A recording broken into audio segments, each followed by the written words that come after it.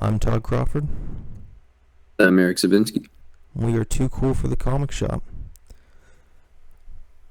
Well, everybody's been So talking what have about... you been up to lately, Todd? Lately, I've been playing a lot of PlayStation. I've actually been burned out on PlayStation, so I've been taking a break from it because I think I might need glasses after sitting so close to the screen for the last month. Probably. But we've both been preparing by playing respective Naughty Dog titles and all over the news and everything, so it's kind of a convenient time, really, to do an episode on the Uncharted series. Absolutely. And I'm excited that we get to follow up our episode on Indiana Jones with Uncharted, because most people lovingly refer to Uncharted as video game Indiana Jones. I know I kind of see it that way. And just the unique aspects in both franchises. It's basically that swashbuckling international adventure series for the respective mediums. Yeah, so I'll back it up to we have very different histories with these series. I think that's very important to this episode is our relationship with it, because I just played these games for the first time within the last month, aside from the first, which I played months ago, but I beat it in 2 days. But I kind of rushed through them to record this episode, which I do think will affect some of my opinions and perspective on them. But Then I played all four of these games actually in 2016, so about 4 years ago. so would you say that you have a pretty good memory of these? Did you watch anything or brush up on any levels Oh before yeah. this? So there's something about video games that always stick with me memory-wise more than like a single watch of a movie, right? Because I guess, part of it is that video games are a longer medium. Then, I don't know, something with the interactivity of games and just being a general video game nerd first and foremost.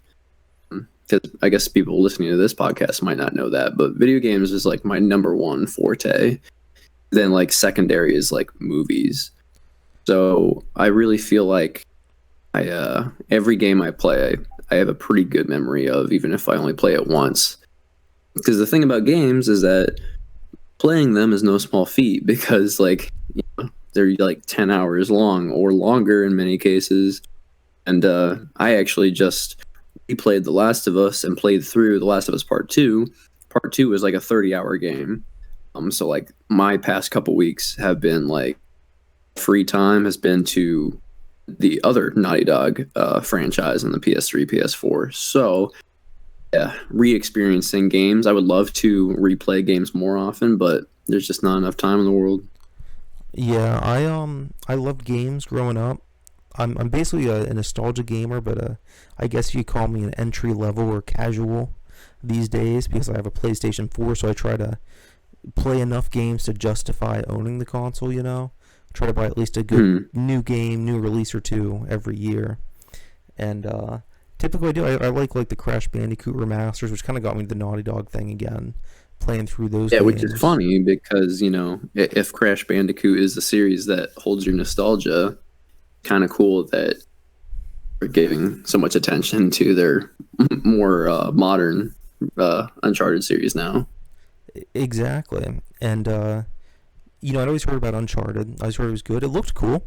I was in college when they came out, and I was running a movie company back then, or one half of it, I should say. I was writing books. I was trying to start up a publishing house.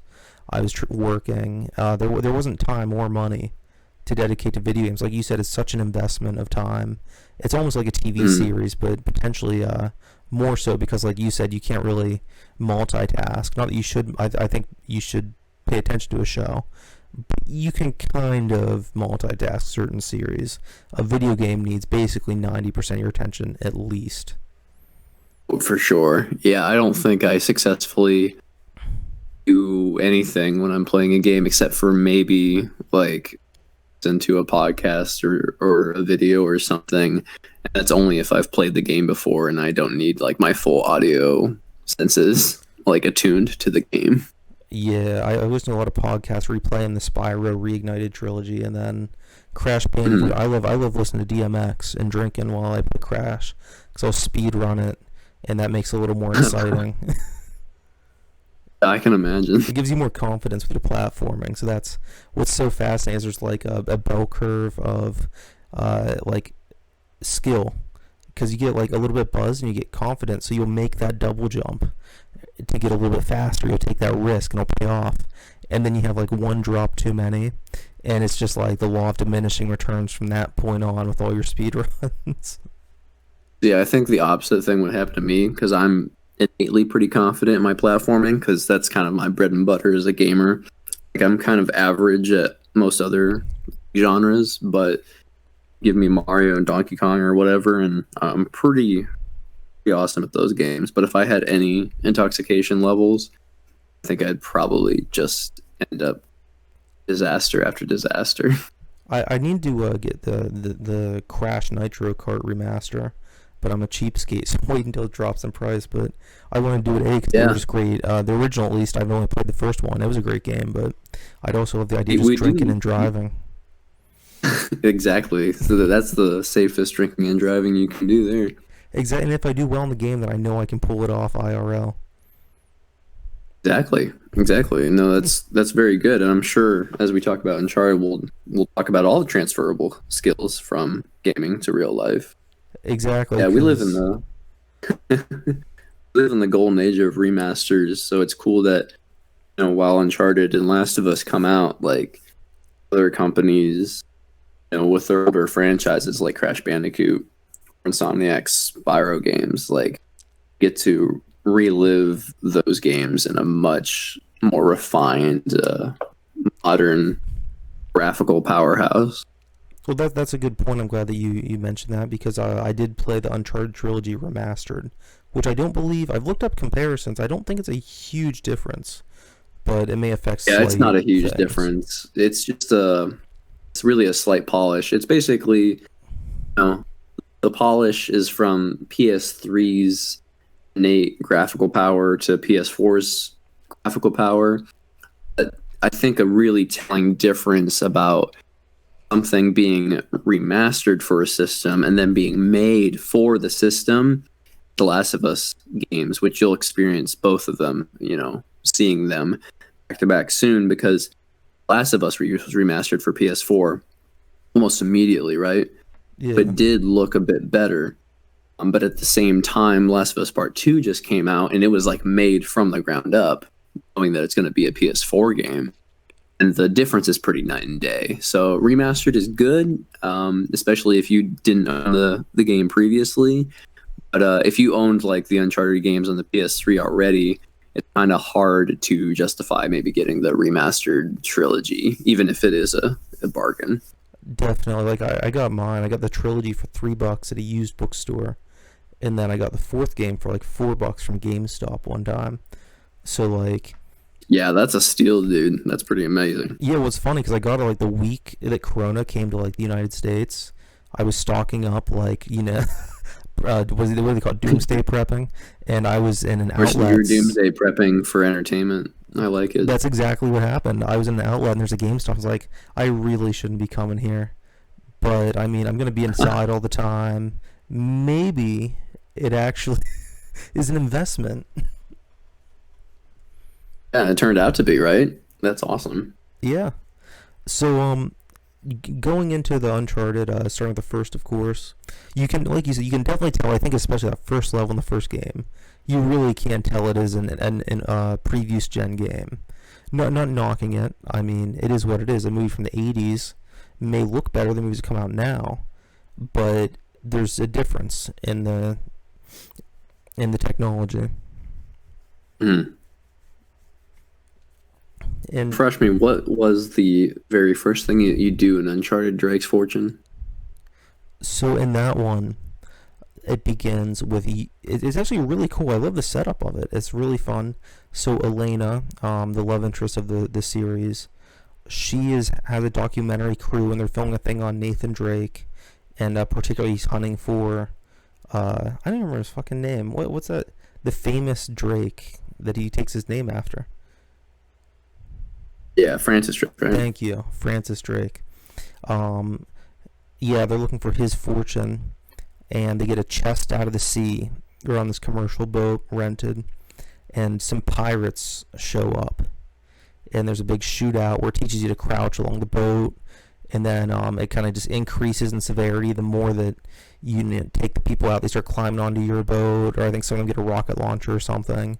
It's just a pretty basic shootout, but it introduces you to all the characters and the setup immediately in a way that's pretty charming.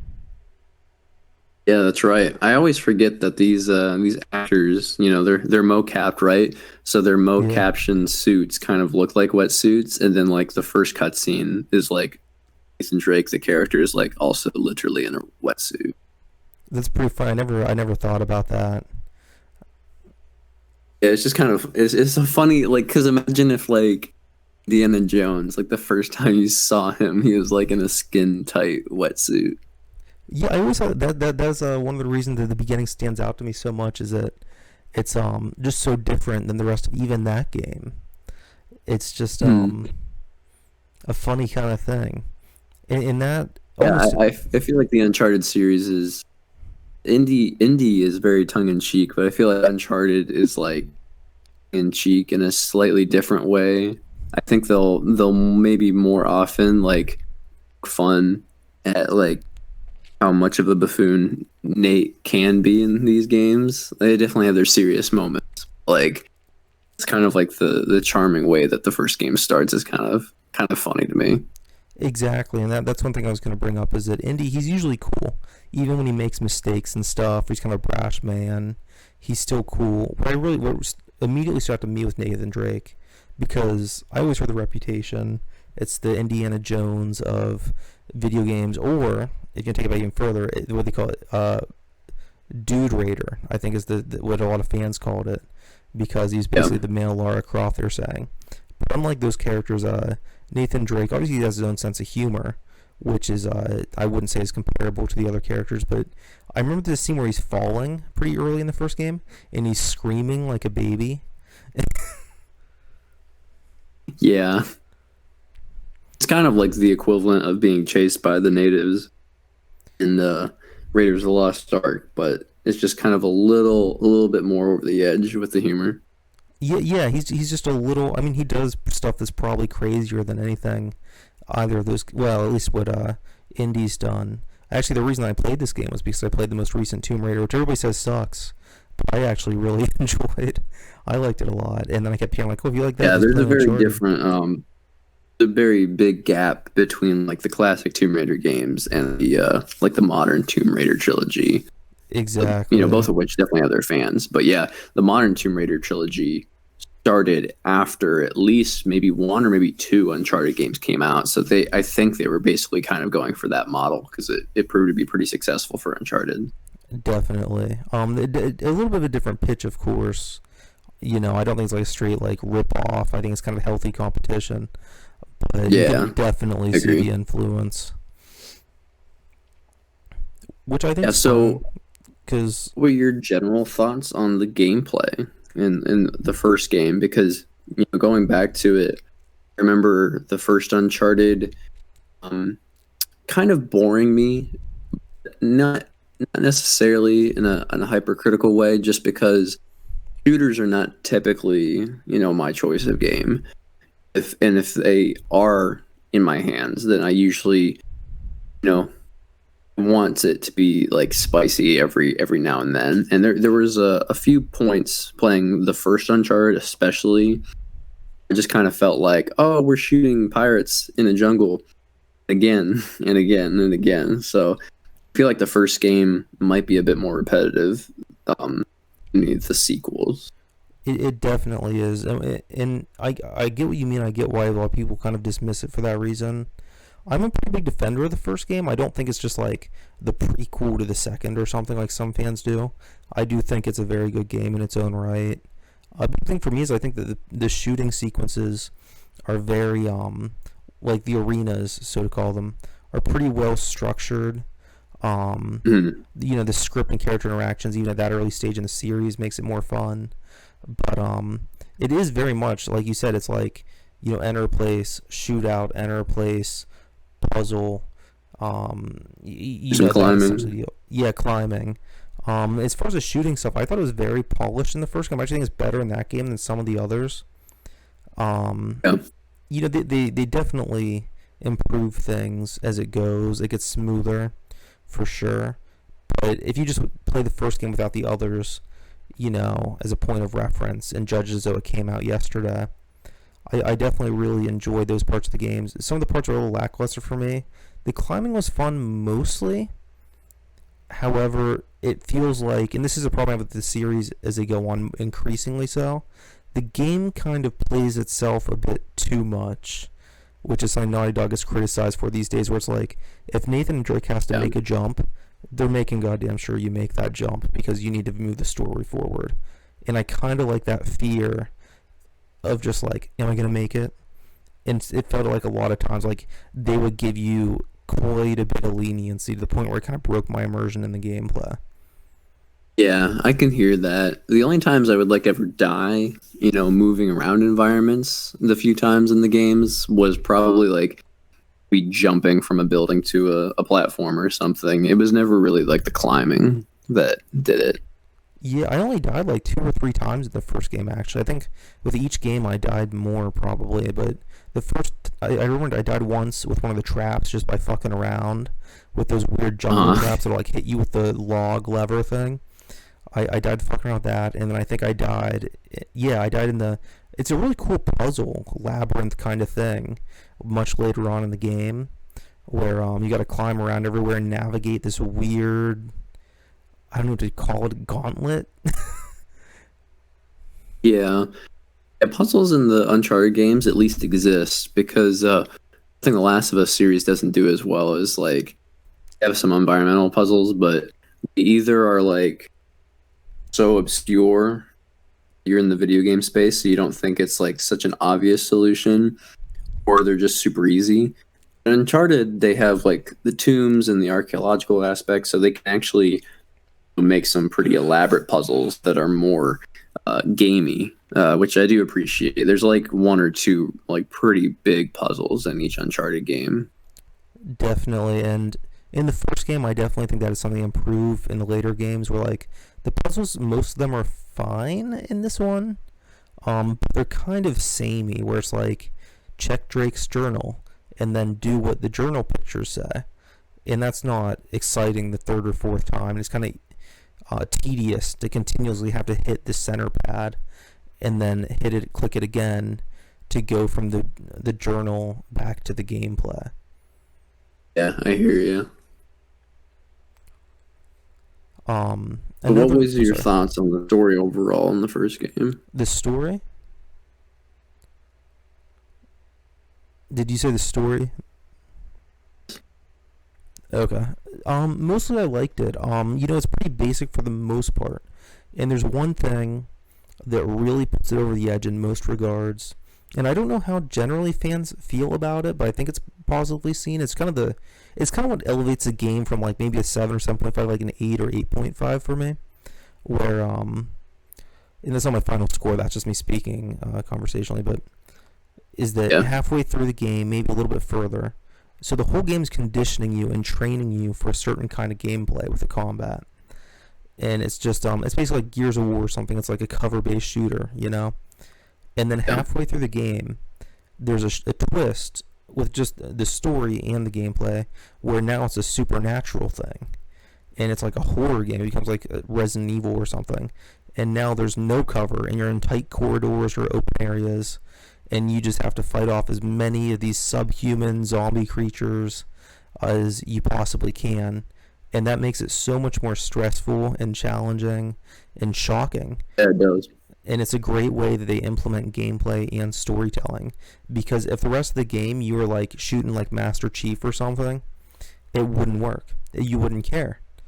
But the fact that you're so used to hiding behind cover, and then that's taken away from you, and there's a horror shock twist, and the fact that you had that great team up scene with the up until that point the primary antagonist of the game before he gets killed by one of them, that really elevated it for me. That's a good point because like really think about that as like, oh god, the game's hard like right now all of a sudden because that first moment where you have to fight off those creatures, it's actually kind of difficult, especially compared to the other encounters in the game because they, like you said, they're all pretty same. Ex- They can more effectively across the nature of a threat in a video game, compared to a movie. If a movie would have had a twist like that, it might almost be cliche because of the medium, right? It does more immediately transform the experience.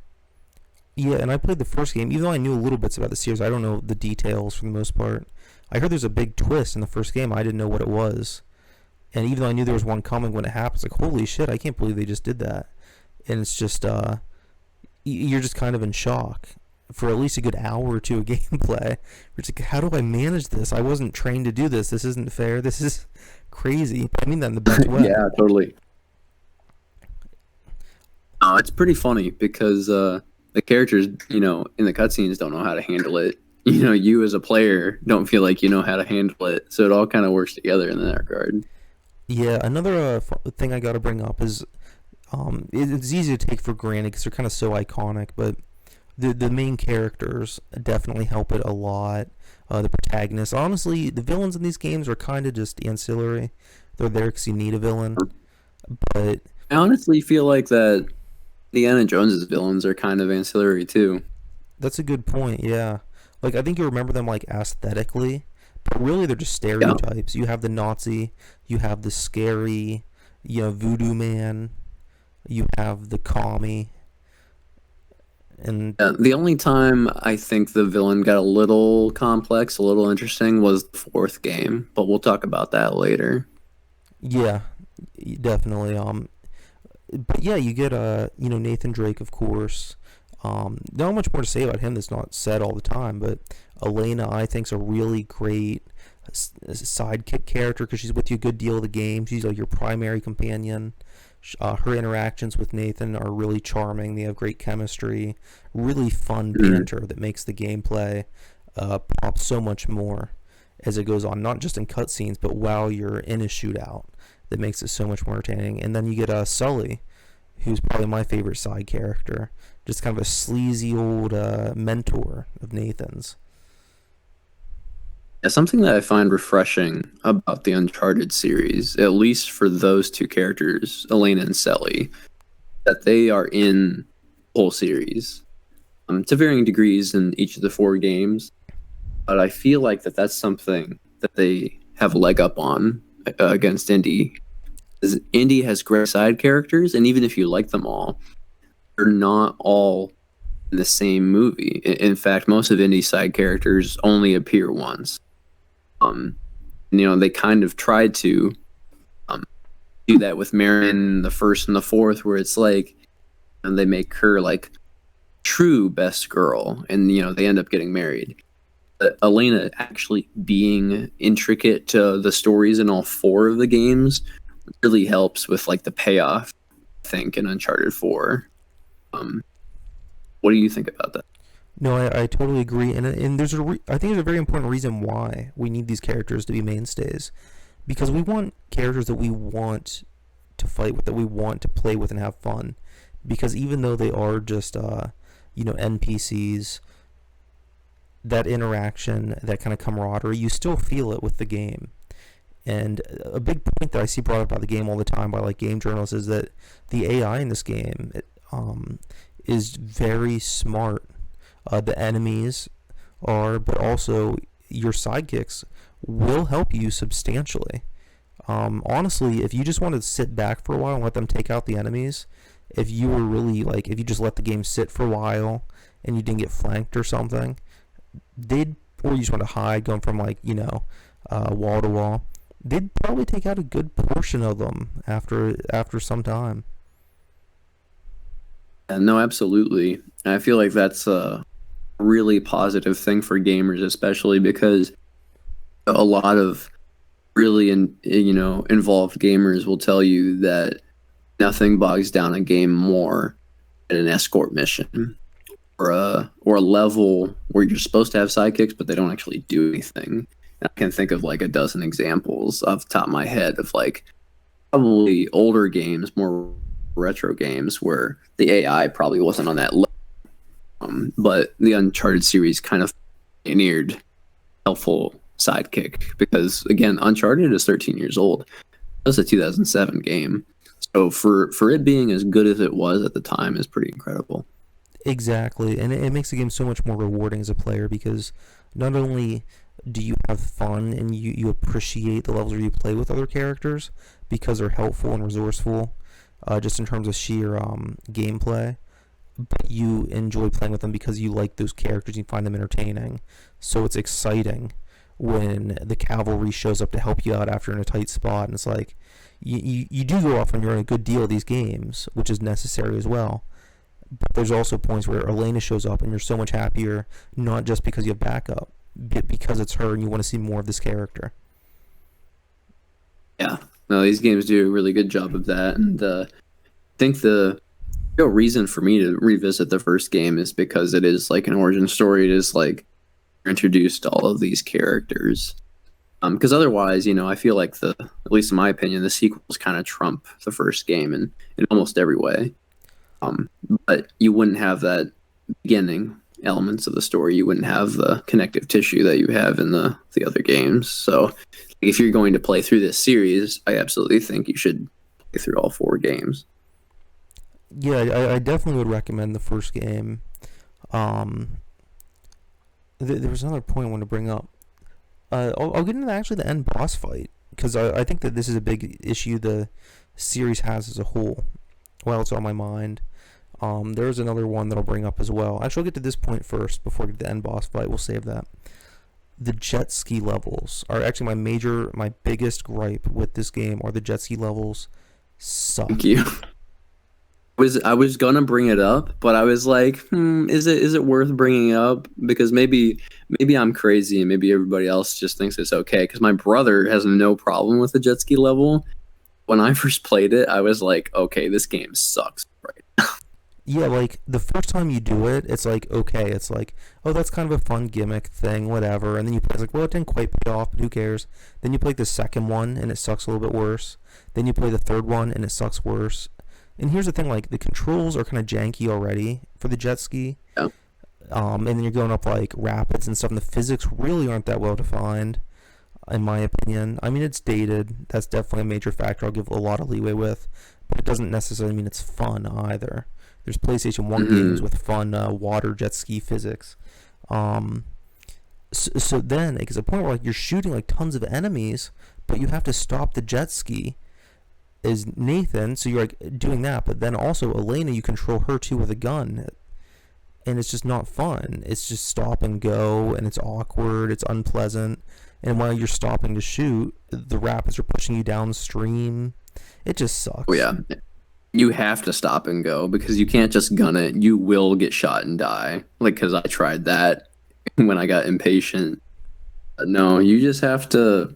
You have to really keep an eye out because sometimes these enemies are pretty well camouflaged with the environment and you don't know they're there until they're shooting the shit out of you. So, yeah, overall, the jet ski crap in the first game, absolutely the low point. I agree. Which is so funny because they do some other gimmick levels, as I recall. I think the first game has at least one or two stages where you're like in the back of a Jeep and you're shooting it and going from Jeep to Jeep.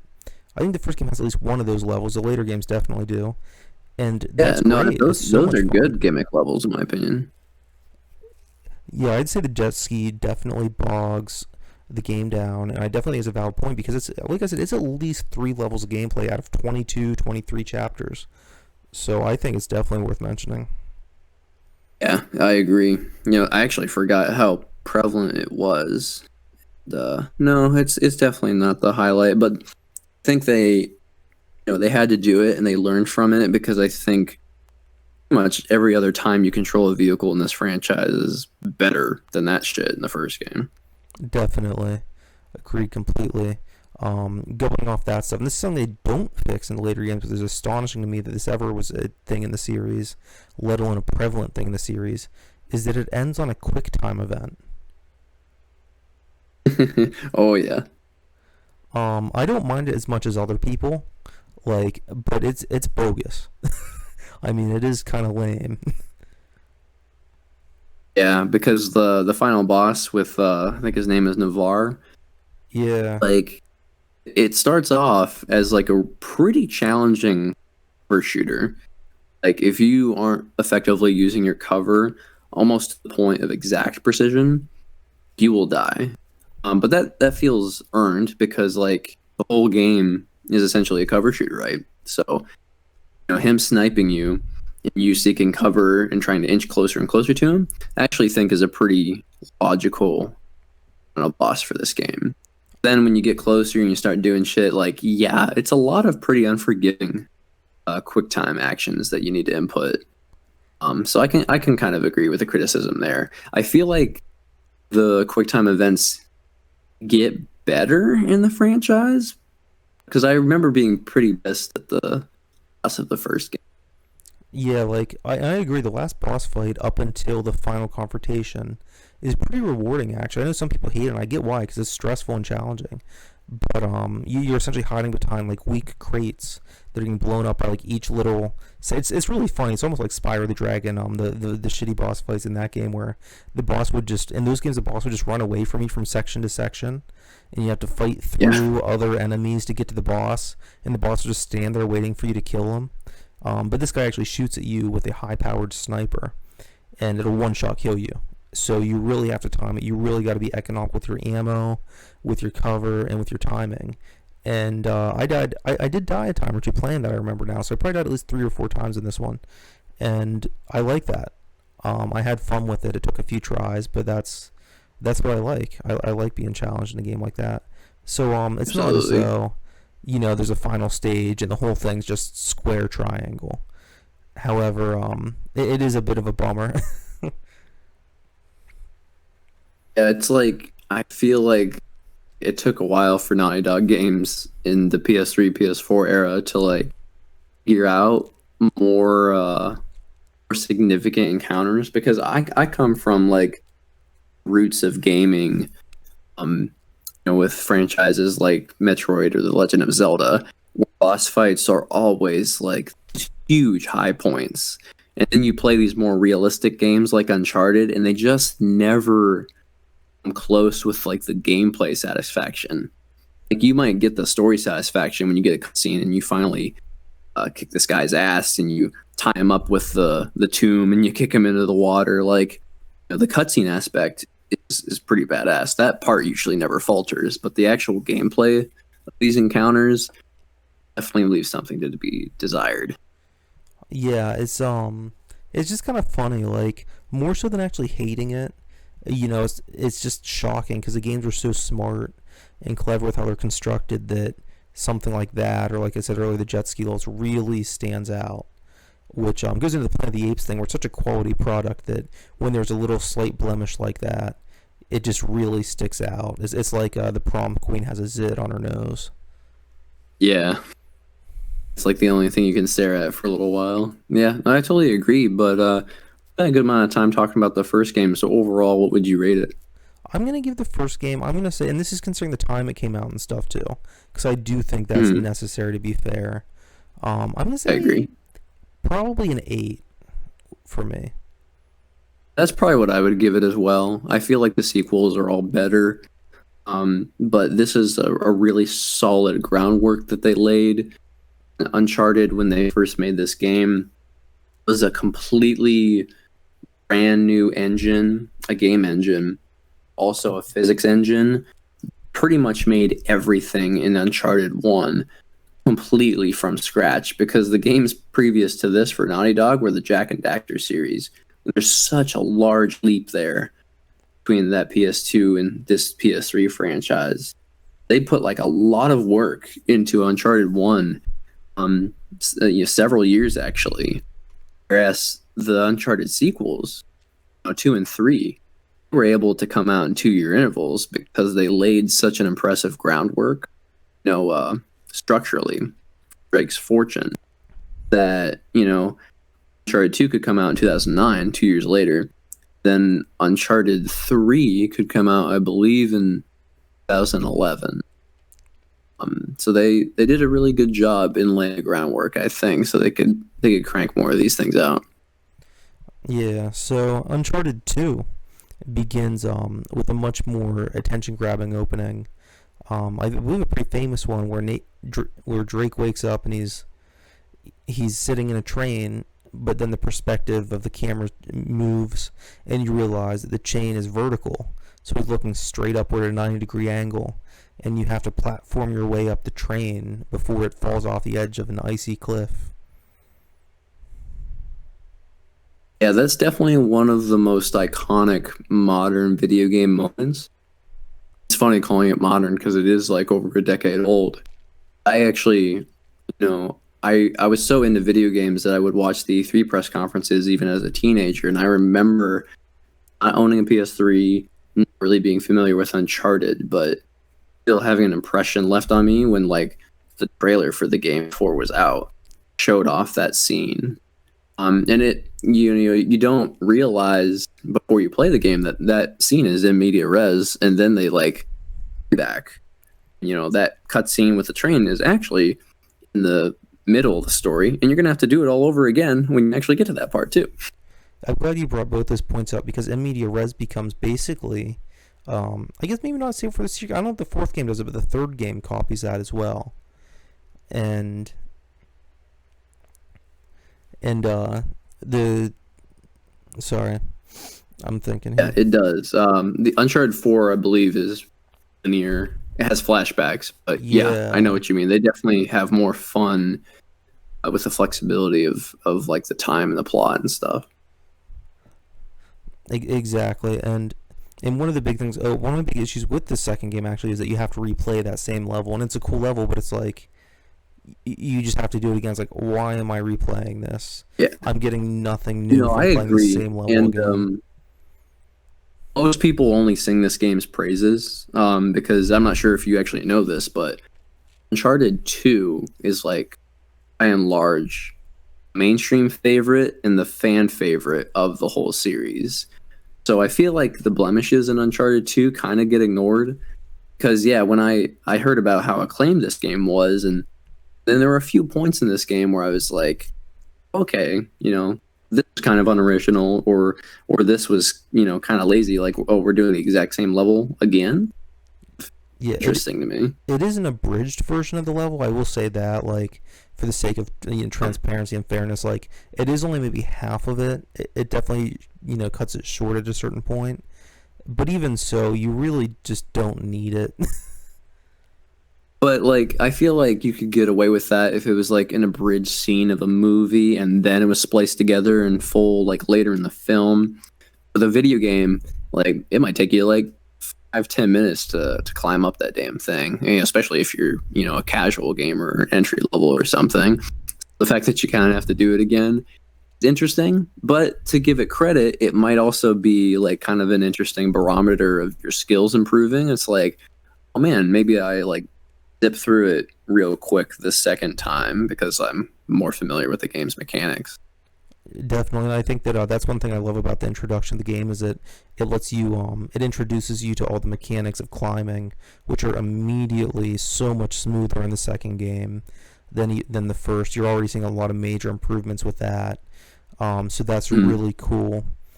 But then one thing that's very rewarding as well is when you're playing, you're about halfway through the game, and you're on a train. Is very extended battle sequence that just goes on and on. And as you're moving forward from car to car, you start to see the weather change as you're changing landscapes, and it's really cool to see that. And as soon as you get on the train, you know what's coming, but it's just closer and closer the further you progress in this level. I thought that was so much fun. Yeah, I think that's cool too. They incorporate the elements well. But they also have way more globetrotting because the first game didn't really have any of that. You're pretty much in the jungle setting the entire time. That's in this game. You do the in media res, then you go back with its other comrades. You like immediately do a stealth section, which a lot of people complain is pretty freaking boring. So, what do you think about that? Well, first of all, I love the beginning of this game. I love the story. I like Chloe. I think's a really fun companion, as well as that other dude who's an asshole. Um, the stealth Yeah, section. shit. I can't remember his name Harry? I don't remember. I hate to say it, like I know these games are praised for story and stuff, but like to me, it's just basic structuralism. Like they're fun, but I definitely don't put too much stock in them. So some of the character Oh names or yeah. certain plot points gets a little bit muddied. Like I'm not knocking them, but it's not Shakespeare. Oh, it's not. It's It knows they it's have their not. beat. I feel like each sequel gets a little more complex because like I feel like the most basic story is the first game, and the second game gets a little more complicated, throws a couple more characters in the mix. But yeah, it's pretty par for the course. But anyhow, the stealth stuff. Yeah, I'm glad you brought that up because the stealth it's a good addition to the game. You definitely use it. I don't think it's fully realized at this point in the series, but yeah, the beginning is fun until you get to a certain point. You get a platform, take out these enemies, and there's like it's a big arena where you're going like on rooftops and stuff like that. This is interior little village setup, and it's just honestly it's just too irrelevant to the rest of the game because it's I optional the rest agree. of the time. But for this one section, and it's incorporated well into the story. But from a gameplay perspective, it's definitely not a highlight. It's definitely like the game didn't kick off for me. And I'll actually say it started off on a kind of a bad foot after that great opening. Where, and I want to Yeah. mention this too, not only do you climb up the train and everything, but then you're shot in the stomach. And so you're like hardly able to move through the snow. You're trudging up, it's struggling. And that really makes the game and the character come to life for you and the shock of the whole event. Just a on every level, just such an exciting and different opening. And then you get that stuff, which is fun platforming. Once again, showing off the shooting mechanics, showing off the new stealth system, all that really good stuff mostly. But it gets to a point where you're like, okay, I get the stealth mechanics. Can we please just move forward? And it just kind of goes on and on.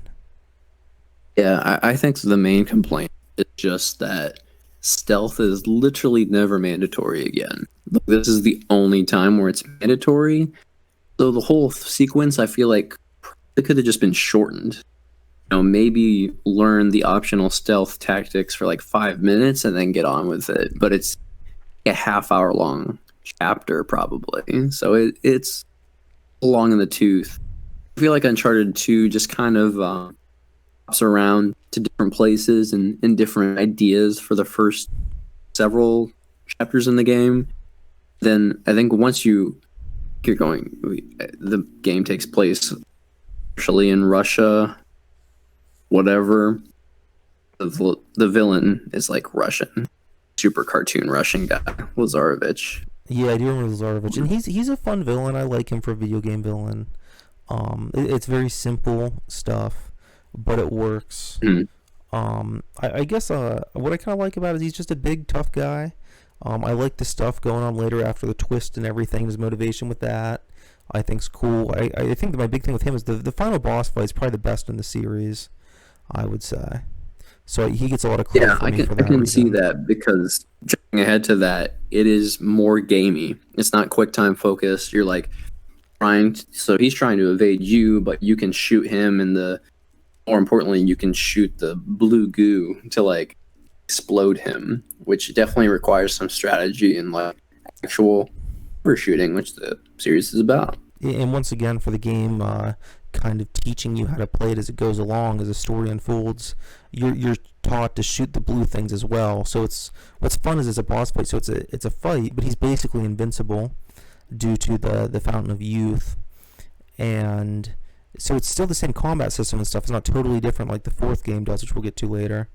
But there's enough of a gimmick there that it's not it doesn't totally change anything, but you know to shoot the blue things because you had to earlier in the game because you had to do it to unlock paths. So when you see the big blue bulbous growths, you know this will explode and do damage, and it's just a really well coordinated final boss fight in my opinion with a fun little map to Mm, avoid him in.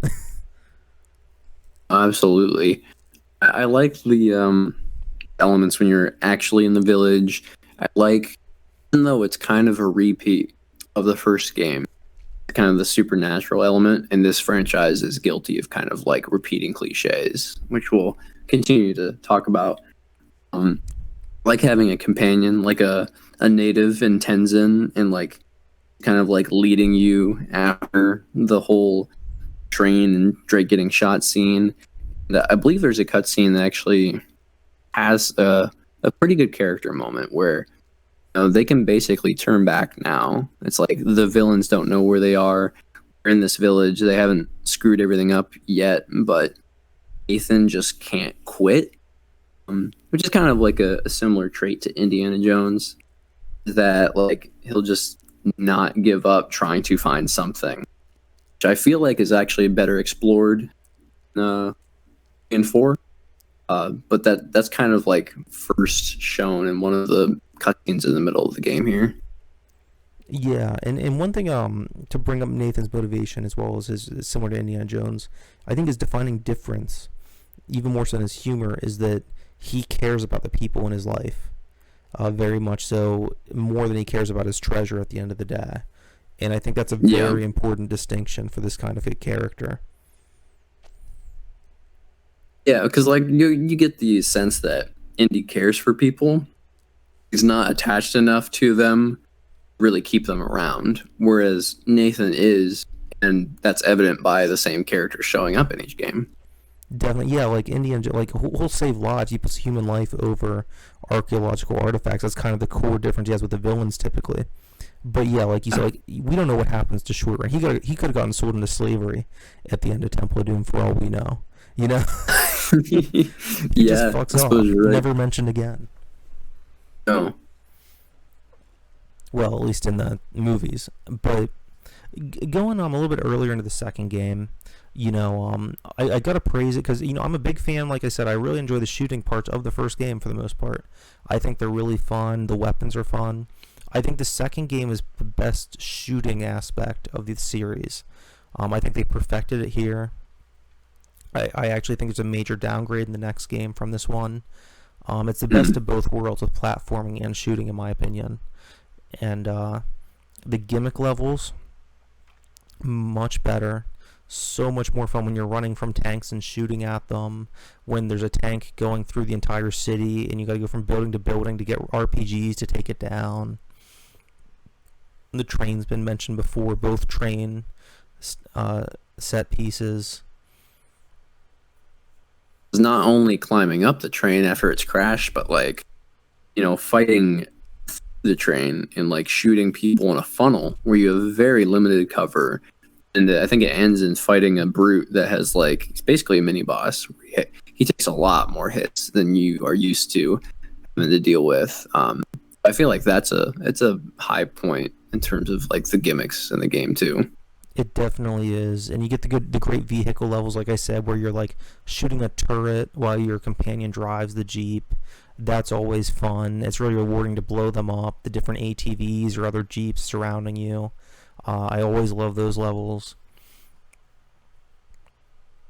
Yeah, I agree. I don't feel like there's as big of a blemish in Uncharted 2 as there is in Uncharted 1 with the jet skis and stuff. No, I'd say the stealth opening is really the only one I could think of. One thing I do... Yeah, that's true. Speaking of... Not because it's like janky to control, just because like the pacing to hit exactly too early on. It just drags. It sucks. You're so excited, and you just this slow open. It's just like... It really just took me out of the mood. And I think it took me longer to beat the second game because I put it off after getting kind of worn out by the stealth stuff and after beating the first game. But one thing I'm going to bring up too is I prefer the twist in the first game, but the second game has some pretty big twists to the story. It has a fake out with the supernatural twist where you think there's going to be Yetis. And the way they use camera work to show like you'll be platforming and the camera may be a worm's eye view of Nathan jumping. Like, that's an odd angle to choose.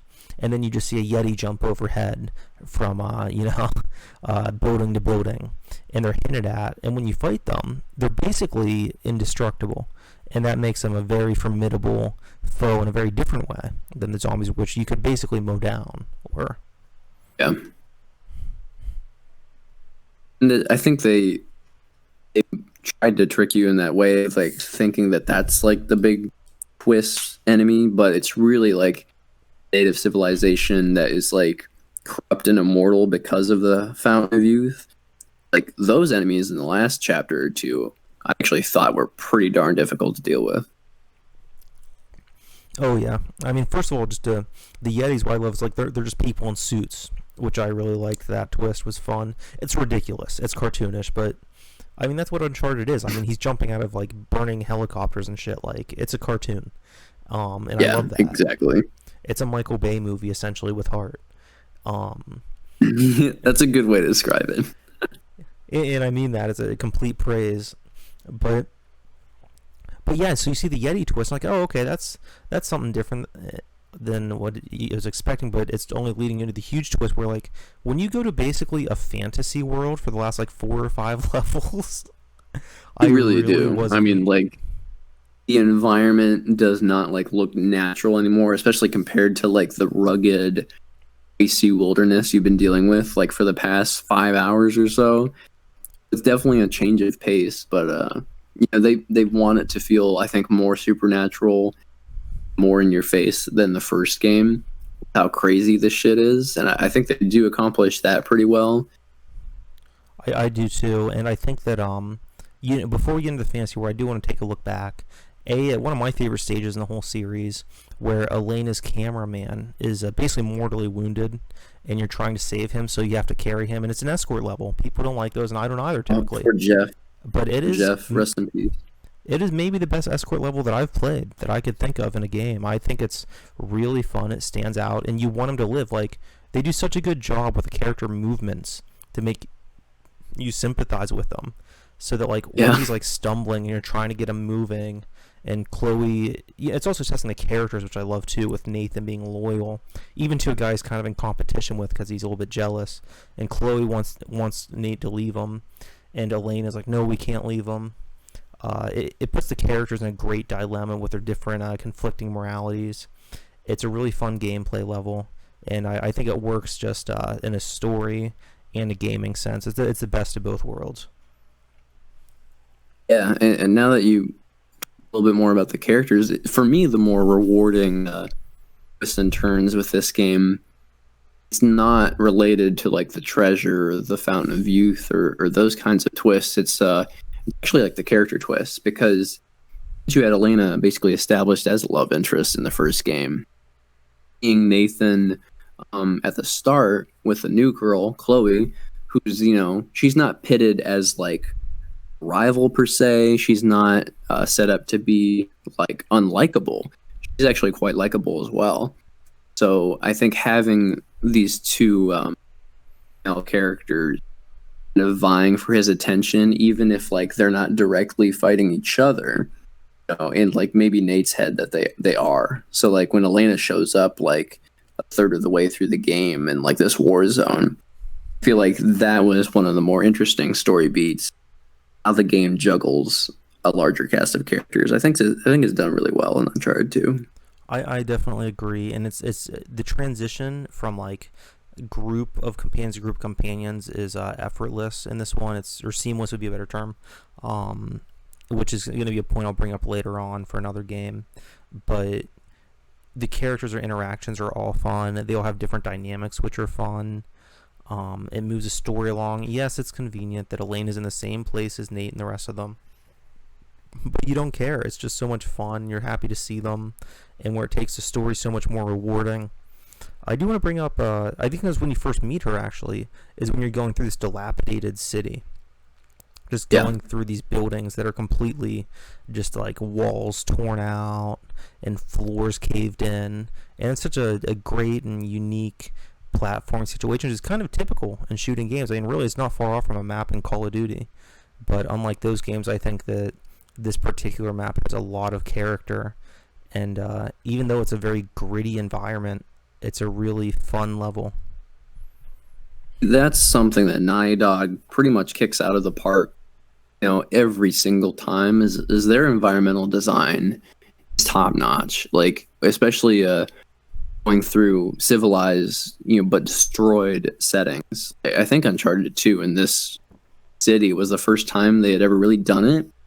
You're just going through an area and you can just kind of tell that they like their minds designed an area to look normal and then they just like freaking destroyed it. In every room and every building looks different, has different personal artifacts around, different things you can actually pick up and look at.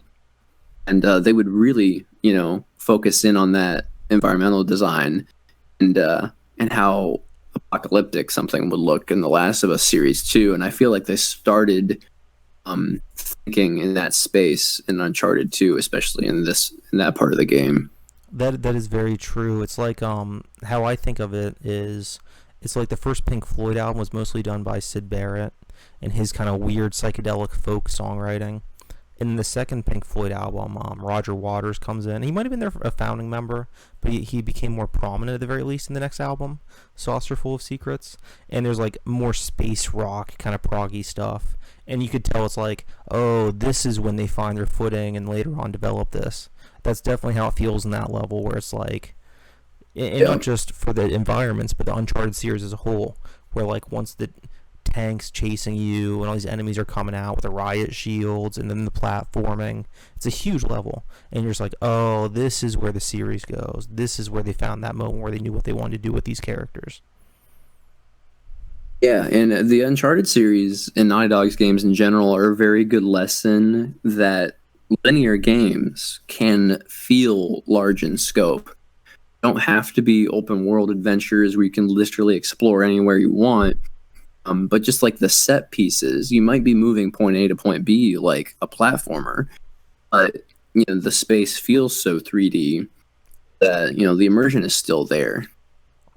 And there's also motivation to explore these areas because there's little trinkets and artifacts that you can pick up and collect that you're rewarded for, not really in a significant manner, but you'll get I don't know what the hell they call it anymore, an award or whatever through your PlayStation account. You'll get a Yeah, little trophy or exactly. whatever. And something that video games as a medium can have such a freedom to do so well is that environmental storytelling. You just like pick up a note or a medallion or some treasure that obviously a movie or like specifically structured medium wouldn't go out of its way to tell you about this random thing that a character picked up. But since you have that agency of choice, if you choose to explore, you'll find some more crap, and it doesn't like change the experience a super big amount. It still has that kind of novelty that really doesn't wear off because it's just rewarding to feel like you're accomplishing something, but also learning more about the world. Yeah, and one thing that's really cool about this series is that, it's linear, but it's not too strict. It's open world, but it's not open. It's just more of a loose world. You could look at the artifacts, you can read the notes, but, you could take cover or you can run and gun it. You can use a sniper or the assault rifle or hand-to-hand combat. Especially at this point in the series, it starts opening it up to player choice where you can play with your own style, which I think makes it more replayable as well. It definitely does because I'm more of a kind of run and gun it gamer, like especially in Uncharted, because I don't feel like they emphasize the balance of stealth super well until perhaps Uncharted 4. Because I think the Last of Us series, they kind of worked on stealth way more. So Uncharted 4 was after Last of Us 1, so they're like, okay, we can actually incorporate stealth way better now. Like in the first trilogy of Uncharted, I basically just kind of going guns blazing. I don't really make it a whole shy endeavor in killing the first guy. It's not But typically worth it. You'll other save people more might get bullet. through a whole wave of enemies, through stealth. Yeah, in the second game, it's definitely still not a big stealth thing. I would say that, um, typically, if I would be doing that, it'd be like later on in the game, especially. There's one point, a really difficult level, where you have to do a drop down and then you have to fight upstream. And there's just an onslaught of enemies, some with rocket launchers, some with, the new weird civilizations weapons that could basically one-shot kill you. Essentially a weird plasma grenade launcher kind of deal. And you're just fucked down there. So I'd let the AI drop down and then I'd snipe people. I'd wait for them to move towards the AI and snipe them. Then once I ran out of bullets for that, I would drop down and try my luck. But typically I would just run out and start shooting. Yeah, it's kind of hard not to. It's kind of like the carrot is being waved in front of your face because you really don't have a shortage of ammo in these games, but you you have like that option of choice of like, all right, what weapon are you going to go in with, and those kinds of decisions. That's true. So it's kind of hard to restrain yourself. Other than like a rocket launcher or something, you really do get your choice. And I think each game, different guns have different advantages. Like, particularly in the first two games, I just keep it with my pistol and an automatic rifle. I don't do the semi-automatics. I really don't fuck around with the shotguns. I know what I like. I know I'm always going to have ammo for it, and they get the job done in those two games. But I would always be worried with the shotgun levels where like I might pick one up to experiment, try something different. And I'm like, oh, I'm going to run out of bullets. I don't have enough. And it never happened. You're usually pretty well staggered no matter what you choose. Except for, like I said, sniper and rocket launcher. Everything else, you're pretty much going to be stocked up. I've always been a shotgun guy. I always like getting up close and personal and blasting people away. I definitely I gravitate much more towards that in the third game. So for the second, we've talked about pretty much everything that I can recall. Put a good deal of time. Is there any final comments or any other points you'd like to address before moving on? I think generally Uncharted 2 is a really good game, especially, considering it was 2009, it was rounding out a decade when gaming was really coming into its own in 3D. I think it's a really good example of like kind of I like to say modern, but it's like a decade ago. So kind of like classic of one of the first games that feels like a movie level experience with how cinematic it is, with how in some areas realistic it is. Obviously, it's very over the top in many other ways. With the characters feeling fleshed out and how the game looks. Even though it is pretty old by today's standards, it looks pretty jaw-dropping back in 2009. And that's something these games do really well.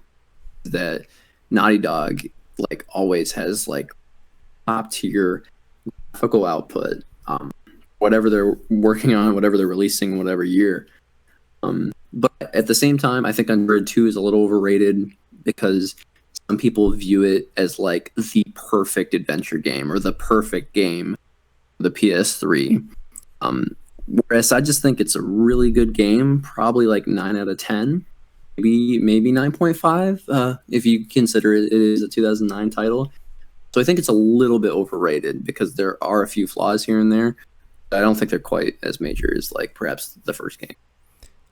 Yeah, one thing I do want to mention, going to the movie game kind of side of things, is that I think this game's a much more smooth, and especially in terms of platforming, you really notice, I think, that they got those physics and the animations down so much better, where you believe every jump from this point on in the series. But the games increasingly become more and more cinematic and less of games, in my opinion, as they go on. And this game for me is the perfect middle ground between the first game, which is, I'd say, like 95% gameplay. I said cutscenes I'm excluding. I'm talking just in terms of combat, platforming, You're playing it. It might nudge you along, but you're always playing. This one, I would say, is a little bit better than that, where it's just the perfect combination of straight shooting, platforming. The puzzles are a little bit better. The cutscenes, of course, are better. The gimmicks are better. The hand-to-hand combat's better. The stealth's now introduced. I think it's the formula just aced, completely perfected at this point in the series, and it's used in a way that is generous to all aspects that you may want in the game. I mean, it is that fan favorite, the critical favorite. I think it's because it has everything the series has to offer, and it does it as good, pretty much as good as it's ever been done in this franchise. Just incredibly well paced and just a very well put together game. I would say probably 8.5, which is still really strong. It's not that I have serious enough issues to not call it a 9.5 or 10. For me though, like a 9 or a 9.5 out of 10 though would be, I could put it on any day of the week. Like for me, like, Sonic 3 or Sonic 3 and Knuckles, we'll just say, would be like a 9.5. And I could play that every night of my life.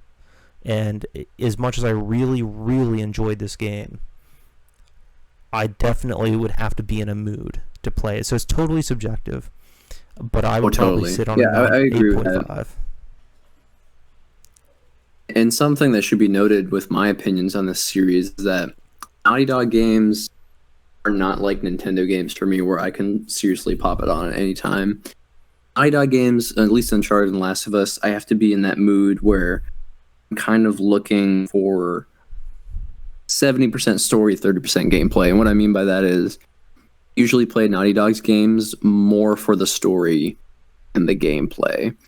To be frank, I can get more addicting, satisfying gameplay experiences out of, say, The Legend of Zelda or Sonic. And that's very attuned to my preferences too. But at the same time, there's not a whole lot that really innovates the whole gaming landscape in the Uncharted games. Cover-based shooting is not new. Climbing up things is not new. The Uncharted series might perfect those elements better than probably any of the other games that it competes with, say like modern Tomb Raider franchise, for example. I still generally play these games more for the story and the characters. Yeah, and a big thing for me is like you said, I'm not a story gamer. Typically, I actually avoid games with stories just because I just want to relax. I don't want to feel like I'm clocking in, you know. I hear that. And some video games are a work week in terms of gameplay. I respect it. I appreciate it. But what I look for in a game as a 26-year-old who works like 45 to 50 hours a week on average, uh, I just like to sit back sometimes and just jump from point A to point B. I could put in 40 hours a week on Yoshi's Island. I don't think I could do Yeah, that with Uncharted if I wasn't doing a podcast about it. I hear you. Oh, I hear you. But to be fair, you actually got through these games, especially when you got to like 3 and 4, quicker and quicker. So I think the series must have kept you invested to at least some degree too. I guess we can move on to we talked about Uncharted 2 Among Thieves a lot. So now we can move to Uncharted 3 Fixed Deception. So something that I find very cute about this series is that like the odd number games have Drake in the title, in the subtitle, then like 2 and 4 have like thief or thieves in the title. So I guess Oh, they did that's that on true. purpose. I knew there was a pattern. I remember the thief stuff and the Drake stuff, but I always forget the titles of the games because I just call them by the number. Yeah, I know, right? It is easy to forget that these games have subtitles. Even the first game has a subtitle, which usually the first game in a franchise never has a subtitle, but Uncharted does. Yeah, it might be the first thing ever to call itself basically Uncharted 1. It doesn't have the number because it's a death sentence when a movie ends on a cliffhanger and it's the first in a series that it inevitably doesn't get the sequel. It's a popular thing that film communities joke about. Failed franchise startups. So kudos to them for actually getting a sequel out of it. But Yeah, no, so absolutely. starting off with the third game, it begins. I really really love the opening of the third game. It's totally different than the first and the second's opening, and I love that stuff. They each focus on a different side of the gameplay. I don't know if you noticed that, but the first one's the shooting and Hmm. crouching, the next one's the platforming, and this one is actually the hand-to-hand combat, which I'm not a It's a huge very good fan point. of in this series. I mean, that's fine, it's serviceable, but it's not what I play them for.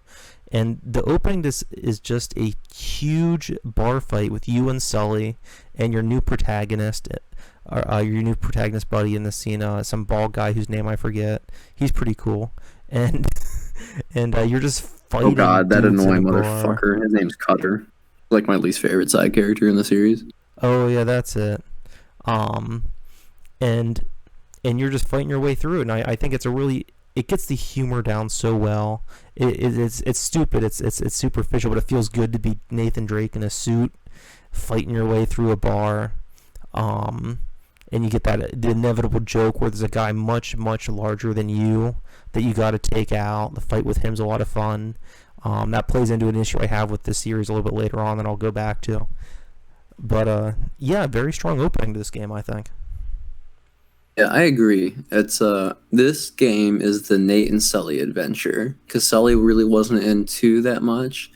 Pretty much the whole story is based around the growth of their relationship. And you kind of get that across pretty immediately. Definitely, and I like that, liking Sully, with no disrespect to the other characters the other games focus on. Then it ends temporarily. It's not in media res, so I was actually wrong earlier. I didn't look that up. I didn't cheat. I just remembered.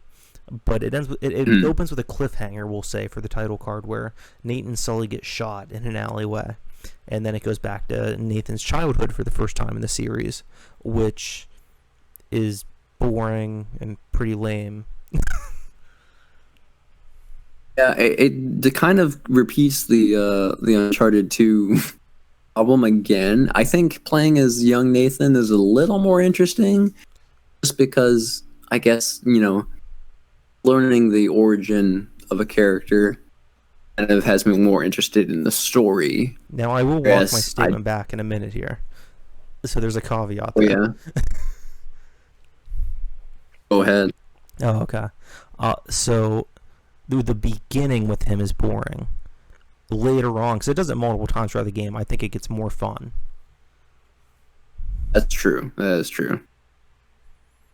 But yeah, the beginning, I really don't care that it goes in this direction for the rest of the series, where it's like walk around at a snail's pace and click X to look at things.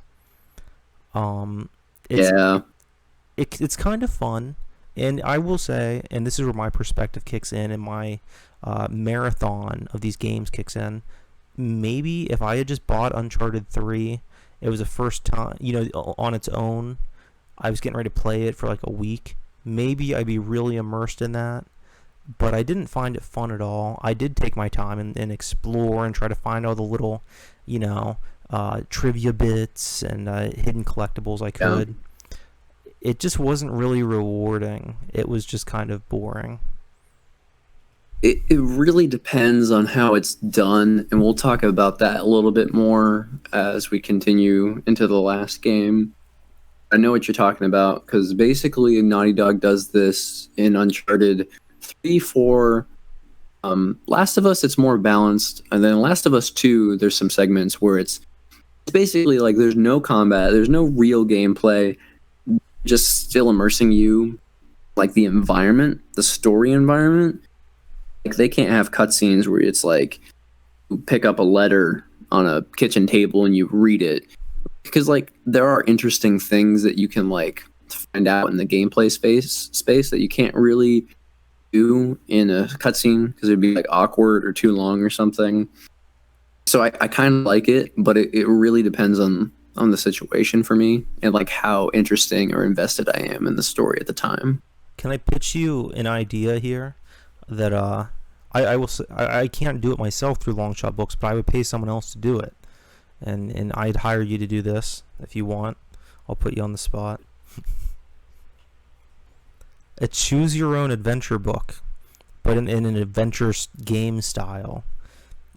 I've been thinking about doing choose your own adventures, but for like, I have various different ones that I won't give away or promote, but commercially, a choose your own adventure zombie apocalypse book would sell like bananas right now. Are you kidding me? But then the adventure genre, like an Indiana Jones type thing, that'd be awesome. Who wouldn't Yeah, want to read that? I hear you. That's kind of I feel like that's almost what these games are in a very small microcosm, right? Because like you won't do something that affects the overarching narrative, but can take the time to find out more about X or Y, or as another player might just not do that. Yeah. So yeah, you explore a little bit, and you wind up basically trying to steal from Sully, and that's how you meet him. And he kind of appreciates your vigor as a young youth, and he's with a woman, a mysterious woman who's the game's central antagonist, and she essentially wants to get you killed because she's evil, and Sully winds up turning on her and protecting you. And I think that bit of platforming, and when you're following Sully, is pretty fun. I like the young Nathan controls pretty well once they allow you to control him, other than just like, walking at 0.0001 mile an hour. The platforming is a lot of fun. I think the parts where being chased by adults is a really great set piece and going from roof to roof. I think it is improved in the fourth game, but I do think it's a highlight in the Yeah. third, and I think it works really well after that initial uh, shock of fast-paced combat to slow adventure. Yeah, I agree. That I like those segments where you're on the run, and I think this game might do that the best of the series. There are a few segments in this game I thought were pretty pulse pounding, especially when you're an adult. You're kind of chasing a rival character. He's kind of like Margot's henchman. I don't remember his name, but like there's this guy that you like chase through like the desert town or whatever. It's like running through so many freaking buildings chasing after this guy. And Oh yeah, it's I kind of forgot like that about with the young that. Nathan Drake. That was a lot I of fun. really love Yeah, those segments. that's true. And what I love is he interacts with the environment more in this game. So if you're walking through a town and you hit like I think it's a square or triangle, and Nate will like do a little like salute kind of thing towards another NPC, or if you like walk up to somebody, they'll kind of move in a way that you don't just walk through them, and there's like basically a wall. It's a little more immersive with the environment, and the environment plays a much bigger part in this game than any of their games. I think the highlight of this game, for me, gameplay wise and story wise, is the burning building towards the beginning of the game. Is one of the tensest moments I've ever played in any game. Oh, that's true. I forgot about that moment in this game. How can I forget about Yeah, because it builds it up so well, and you just like it's really like it does that thing that I love in this series where it's just like it's that typical thing in a movie where they're like, well, at least it's not raining, and it starts downpouring on the character. Where like you're in a situation, you're like, it can't get any worse, and then the floor breaks through, and you're in a much lower level, and the house is burning, and people are shooting at you, and not just like gameplay that? stress, but also they're really laying it on thick that Sully's going to die by the end of the game. So you're in this burning building with Sully, an old man, and you'll like make a jump. He's like, I can't make the jump. I have to find another way around. And you're like, he's fucked. Yeah, It's done here. And you you both dick you eventually make around it with out. that like the whole time. I know. But it's real tense up until that point. Not just for you, but your buddy. Yeah, the chateau is really good, and then they have like a cutscene afterwards where they're kind of saying whether they should continue with their adventure, and Sully might not be fully on board with that. But again, Nate just has to finish these things. Nate basically has an addiction to being on these adventures, which it is kind of like his most obvious character flaw. Definitely. And they definitely explore that well in this one, and it's a little more personal in this one as well. You can tell. Um, Going to this kind of transition here, because I think this is when the game starts to really break off, is that because there's some globe trotting again, and whereas the first or the second game really blended the different characters together well, where you have two different crews essentially that overlap and all that. You have Chloe, who's kind of the Black Widow, who's constantly like turncoating everybody, and you never know which side she's on. And then the dude that she's with, who is basically evil for most of the game. In this one, you have Chloe and the bald guy whose name you remember, and then Yeah, Cutter. Ugh. you have Elena. And Sully's there the whole time, but it's really just like, it's weird. You start the game with these two companions, and then essentially they're just like, fuck this is too dangerous. And thematically, I know what they mean with, like you said, Nate just having to keep going. But it's really jarring and weird. Like, they just leave the story and are basically never mentioned again. Yeah, I know, because my memories are pretty associated, because like memories are either with Chloe and Cutter, like that like dark kind of mausoleum area that they're exploring, then like everything else, because like everything else is like with Sully, it's like chateau, or it's Nathan alone, the shipyard or the desert, all that stuff. Yeah, no, the other characters kind of exit the story pretty unceremoniously. Yeah, it's very strange. I think the highlight of the game for me is the beginning with those characters with the fight, and then you go, and I love the puzzle with the flashlights. It's a really simple one, but it's just a fun little thing in it when you all have to stand where the tires are, and just the character interactions, the story. It's just so immediately fun. I remember like I started after beating the second game, I believe the same night, and I was like, I gotta get to bed, just half an hour more, just an hour more, you know, and then it does that transition. And once again, that stuff with the house for me is the peak of the game and a peak of the series. But then this story really, in my opinion, this one really gets kind of just convoluted, frankly. Yeah, go ahead into more detail because I'm wondering which parts. So essentially, you get the two different sets of companions. You get, so the whole thing is leading up to Sully's death, which they do and they fake out. Which I'm happy Sully's alive. I'm not saying that I wish they killed him. But then you get into the villains drugging people. First they drug Baldy, then they drug Nathan, and those levels are really fun and cool, graphics wise, and that's pretty much it. The gameplay's not that like stellar or anything. You're just kind of basically like you're drunk in Grand Theft Auto or something, but it's still cool Yeah, and kind of psychedelic and trippy, which is always fun. Um, and you find out that they're basically using this water supply, and basically it's El Dorado, but it's basically just a fantasy world from the second game again. And you go there for quite a bit, and you're kind of rehashing the same levels from the second game, but the formula works. And I think these games are a celebration of cliches. I don't think it's laziness so much as leaning into it because they know that we love these tropes, so why not celebrate them, which is totally fine. But ultimately, it just feels like this story kind of goes nowhere, and the villainess, whatever you're gonna call her, that girl, like I feel like by the time she was, inevitably killed off by the end of the game, it all just kind of felt like they were setting up all these larger storytelling blocks, and they didn't like drop the ball on it or anything. I know people have much more serious issues with this game than I have, but it all just kind of felt like a sum of its parts that never quite comes together into a fully functional machine. yeah. I feel like Uncharted 3 would have been somewhat of an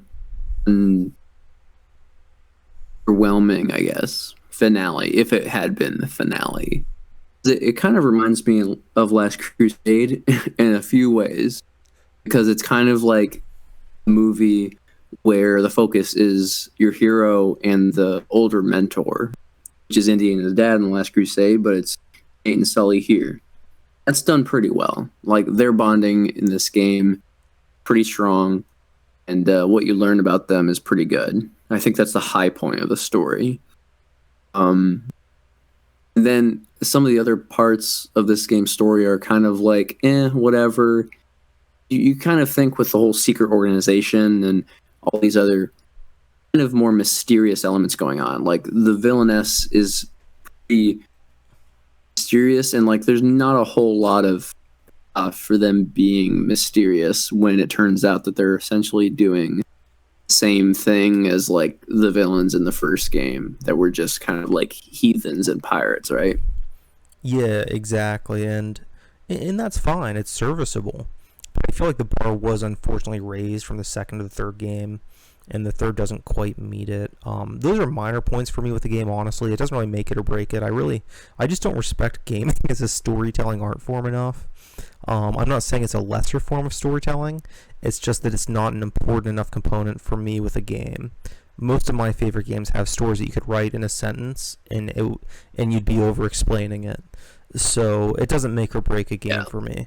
But this series, it does matter, and it is worth bringing up, I think, because it is exactly. It always comes down, to a game by game basis because you can always judge the game without the story. For a lot of games, and for even games like this, you can skip the cutscenes, or you can like not focus on that as the main element, and that's perfectly acceptable. I think most people who play Uncharted, if it had a super hollow story with super thin characters, I think the overall experiences would be severely lessened, and they'd be like 5 out of 10 games that there'd be no point like revisiting. Exactly, like Super Mario World 2, for instance, has much less of a plot than any of these games, of course, but that doesn't hurt that game at all. and similarly, these games you do want to play for that. And I think ultimately this is why I don't mind the third being convoluted and kind of structurally. I'm not gonna say unsound, but I'm gonna say unstable. Is that the games at the end of the day are about the spectacle. It's about these larger than life characters that you love seeing. It's about the snappy dialogue. It's about jumping out of burning buildings and blowing up tanks and being on a Navy cruise ship that's flooding with water after someone, shoots the big glass and you hang in from the chandeliers and have to climb your way down it. It's about all that stuff. It's about the treasure, the locations. It's not. It's just not plot driven in that way. The story's important, but it's not as though they're going to be studying it in a college. It's Yeah, it's it's window like dressing. it's like the main goal is to allow the players to experiencing these larger than life, almost cinematic set pieces, sometimes even more ridiculous than cinematic set pieces, but having some sort of visceral experience with those. So you're just pressing buttons. The fact that you are altering to some extent these crazy Indiana Jones moments where you barely escape life and death and stuff. Like, that's why, Uncharted is a thing, honestly. Exactly. Yeah. It's I don't quite think that they've reached, at least for the first three games, that total movie game thing yet. I get why they were moving towards that direction, especially for their time. I think they just did a much better job of integrating the story into the game than we had seen before. Hmm. Being said, I think there's some really strong moments in Uncharted 3. I do like the moment where it's basically like the title screen box art moment where you're fighting in the like carrier plane and then you fall out and you're like grappling on the crates and the luggage and stuff. Then you have that monologue, well, not that montage, where you're going through the desert and it's like day and night and day and night, and just like having to trudge through that, even though all you're doing is moving the control stick, just has a little bit more of an impact than say like montage for 2 minutes while the hero in a movie is like lost in the desert. And those little moments I really do appreciate. You kind of feel more invested, and you kind of like feel the pain of a character a little bit more because of the gaming space. Exactly, and that's definitely the falling out of the plane is like the train sequence from the second, but that actually is in the middle of the game, linear wise. And then going through the desert's like trudging through the snow, but it's definitely drawn a little more. And I think that that shock of falling out of the plane, having to like grab the crate and then shoot people while you're falling is so intense and fun and exciting. I'm glad that you brought it up because I specifically wanted to mention a certain element of this game that I didn't notice in the others quite so much that I think is really clever and really just cool. Was that these are cover-based shooters for the most part.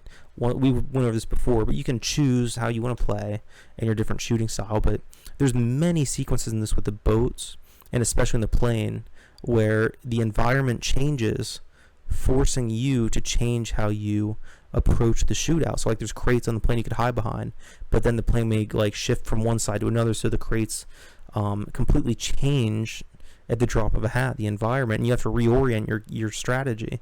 And I think that's so much fun and so stressful in the best way. Totally, it definitely mixes things up. And by the time you have a third game in a series, that you would hope that they are doing those small innovations to keep things interesting. One thing they changed something with how you use grenades and guns or something in this game, and you were not a fan of that because you briefly talked to me about it before we recorded. Yeah, so a positive change is that you can throw grenades. If you hit a triangle, it's like the Tony Hawk's grind meter, that kind of mechanic, and if you hit it within a certain shade area, you can throw it back. That's fun. I get why they didn't keep it for the fourth game. I like it in the third. It's a cool little change. It makes the game a little bit easier, but I don't think that's such a bad thing. 'Cause it just changes it up. The combat's definitely a little more focused on hand-to-hand combat. I think sometimes it's a bit forced, but it's almost like they're proud that they polished it, and I got to give them credit. It is polished, and I respect that. However, it's a phrase that one of my friends explained. It's called bullet or boss sponging, I believe is what it's called. Where I actually don't enjoy the shootouts in this game pretty much at all, which is actually a pretty big issue with a game like this to have, because you could just shoot and shoot the enemy, and they'll just take a bullet to the head 2 or 3 times. They may not even flinch, and it kind of takes me out of the game. It makes it more challenging in a way that I don't think's fun or clever. I don't care that you have to shoot them a few times, but they should at least react, and they don't always in a way that I think. I just think that the first 2 games shooting was much, much better set up. And in the 4th game as well, actually. It's only this one that I have this issue with. And it really takes the fun out of most of the shootouts where, like I said before, I was a pistol assault rifle guy. In this game, I'm just straight shotgun for everybody because it's the only way to take them out. Came over to my side. Welcome. No, I don't know why Uncharted 3 is a little bit more of a boss sponge experience, because I do, even though I played this game 4 years ago, I remember that too, because early on in like one of the first chapters, you're just like shooting guys in suits, right? Exactly. It's not like they have like huge ass body armor on or anything like that, which actually some of the enemies did in Uncharted 2. These games do shoot for realism in some areas, right? So like when you were shooting these guys in like tuxedos and they were like taking like 5 shots, it's kind of jarring and weird. I just don't know what the feel like. Maybe they had to balance the game since they added throwing the grenades back mechanic. So it's like, well, if you can do that, maybe they have to be tougher to shoot or whatever, which I think is like not true. You don't have to do that. But maybe that was part of their thinking, because it is weird. It is only Uncharted 3 where it's kind of like that. Yeah, and my issue is if it was the first game in the series and they had that, I wouldn't like it, but it wouldn't be as jarring. It wouldn't be as big of an issue. I probably even point it out. I just think, oh, that's kind of weird, but never put a second thought to it. But at the end of the day, it's a change that, in my opinion, is for the worst.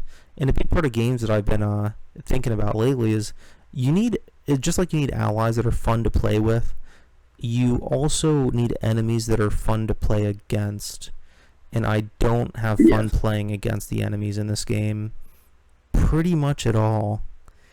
I love, like the sequence where you're riding a horse through the desert. I think the environmental stuff's great. Once again, I love that. The climbing mechanics are as slick as ever. The shootout where you're in the desert, just how it does that and obscures parts of the map, so you have to be crafty and keep track by memory of where everybody is and which buildings where. I really like that to be stuff. honest though, I think that's the most difficult encounter in the whole franchise though. That, like right when you're about to enter the gates of wherever you're going, it's like Lost Desert City. Me, that was the hardest freaking encounter in all the Uncharted games for me. It's the second for me. It was tough, but it was tough in a good way. I thought it was a healthy challenge. Same with this other one we mentioned. Well, it was definitely shaking things up, because usually you can see where you're going, and like even that is difficult in this encounter, which makes kind of feels like it gives the enemies the upper hand, even though that they would be dealing with it just as much as you. So yeah, it definitely gives that extra level of challenge before you go fight like your demons and shit. Yeah, so that's a tough one. I died 4 or 5 times in that. I thought it was fair. I liked it. I love the gimmick of it. I remember it, so that's a good sign. But the fight where you're so the map is essentially a bunch of ships floating, and then there's a larger ship, maybe 2 larger ships, and there's snipers all along the larger ships. There's people on the individual boats. You can swim from boat to boat and take people out stealthily. You can go underwater and dive deep to avoid bullets. There's an RPG or 2, and it's just a ton of enemies. There's so much. There's a lot of cover, but as much cover, there's twice as many enemies. And It was fun. It was challenging. This one got to the point where it was a little too hard. Where it was like, I don't know, guys. I feel like this is padding it out a little bit because the games typically are pretty easy. So when there's a huge difficulty spike, it does stand out in my opinion. But Yeah, those two for me are the hardest in the whole series, and they're both in this game. I agree with you there. Again, not in a super negative way. I mean, it is like the third game. The odds of playing the third game first are probably pretty low. Probably a weird